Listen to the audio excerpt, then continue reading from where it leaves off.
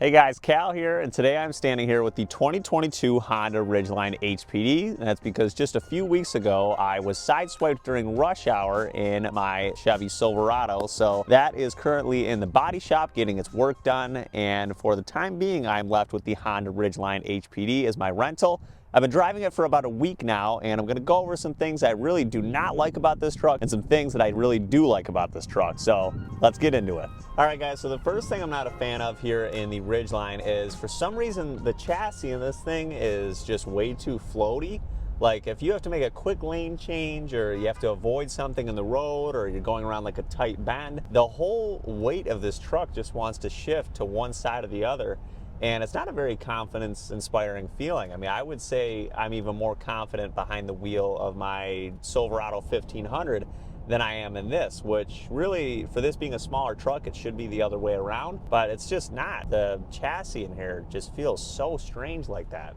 And the next thing I'm not really a fan of in the Ridgeline here is its radio system. It feels like it's from a car from like 10 years ago. When you touch the screen in the Ridgeline, it doesn't really want to respond to your finger. You have to hit it in the most perfect way in order to get it to respond. And even when you do hit it just the right way, it does have a small lag before it gets into the app that you want it to. And I don't really think that all the buttons on the steering wheel interact with the radio as well as something in, say, like a Chevy Silverado does, where that's laid out pretty simply.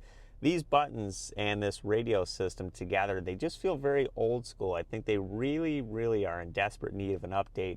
And if you're looking for an intuitive and easy to use radio system, I would not recommend the Ridgeline. All right, the next thing I'm not really a fan of in the Ridgeline here is the leg room and the shoulder room. If you're somebody who you're over 6 foot tall or you have wide shoulders, I wouldn't say this is the truck for you. For me, I'm 6'2". I just really don't have as much leg space as I would like to in the front seat here, and I do have the chair all the way back, and I still have to kind of scrunch my legs up in order to kind of make it comfortable in here. And then I have heard of some people with wider shoulders getting in here, and when they put this little armrest down, it is like so close to the body that if you have wide shoulders, it doesn't really line up with where you would like to rest your arm because it is so close to the body. So if you fold that up, then if you are somebody with wide shoulders, you're kind of left with nowhere to rest your arm in the middle while you're driving, because this center console, while the center console is nice because of how spacious it is,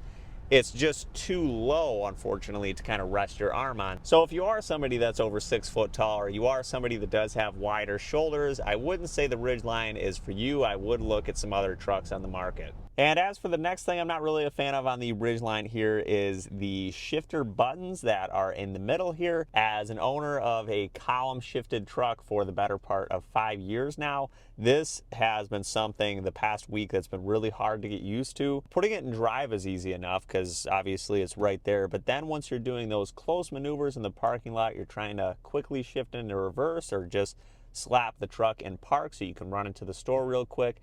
It just gets a little confusing there, whereas on the column shifted trucks, I always knew right where park was, just slap it into park and start walking away. With this, you do have that park button. I find myself kind of either looking at the dash or just looking at the little P button down here. I'm like, okay, wait a minute.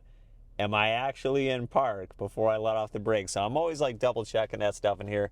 It's really weird to get used to if you're coming from a column shifted truck, but I'm sure after just a few months of ownership, you would get used to these buttons in here. I know some folks like these once they get used to them. I personally am not a fan. I really would like to see a column shifter in here, but I don't think that's ever gonna happen. Next thing I really don't like about the Ridgeline here is just how shallow the bed is. According to Motor Trend, these walls are about 17 inches deep. On the Nissan Frontier, they're about 19 inches deep, and on the Chevy Silverado, of course, that's a class above this, but just for reference, those walls are about 22 inches deep. So I'm just not a fan of how shallow this bed is. I mean, I will say that trunk, it is a really cool feature, but it does take away from the depth of this bed. And if you're using this truck to tow a camper, maybe you're looking to put some bicycles in the bed or whatever you're going to put back here, you can't really rely on the bed walls as much as you can in a truck that has some of those taller bed walls, like leaning a bicycle up against it. things like that. The bed just loses some of its usefulness, unfortunately, due to that trunk.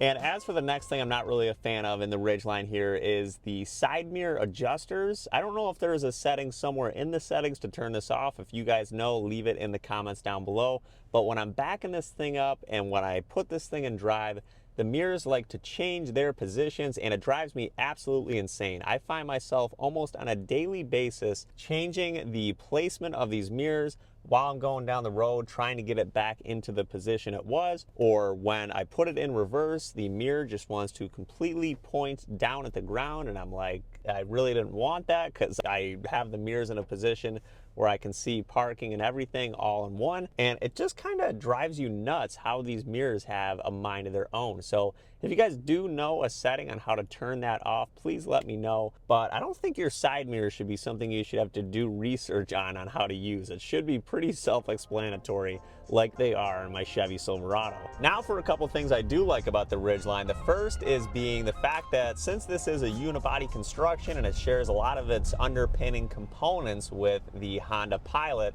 it feels very car-like, and for that reason it's zippy at those slow speeds and it's really easy to maneuver. So backing into parking spaces is really easy in this thing, and judging your width, how wide your Ridgeline is at the drive-through or the car wash, is really easy in this. So if you're somebody who maybe you're scared of buying a full-size truck or you've never owned a truck before, I think this is the perfect truck for you to buy because it takes away all that intimidation of how wide a truck is or how maybe difficult a truck is to drive at first.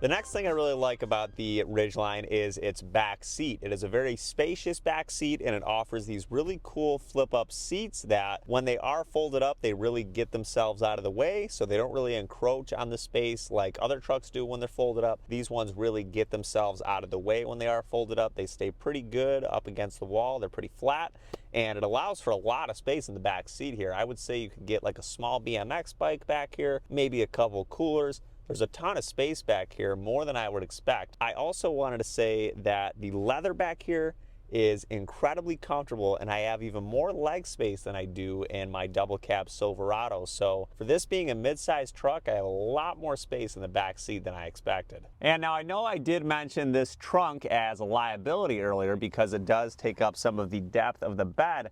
I will say if you're somebody who you don't need the extra bed depth or bed space for camping or boating, it is a really nice feature to have this because no other pickup truck on the market offers this right now. And it is so nice to have whether you're just went over to a family member's house, you got to get birthday gifts home and keep them dry, but you still need 5 seats up front. It's a great option back here if you got to keep your work stuff in here so you don't have to stare at it in the back seat of your truck. It's great for that too. Shopping trips, tossing all your groceries in here, whatever. This is a really, really neat feature. It does take away some of the usefulness of the bed, but I think if you don't need that space, this really is worth the space that it takes up in that bed depth. As for the next thing I really like about the Ridgeline here is its 3.5 liter V6. If you're taking a turn at a stoplight or you're doing maneuvers at those lower speeds, this thing feels very light on its feet and very car-like because of that 3.5 liter V6 and due in part to its unibody construction.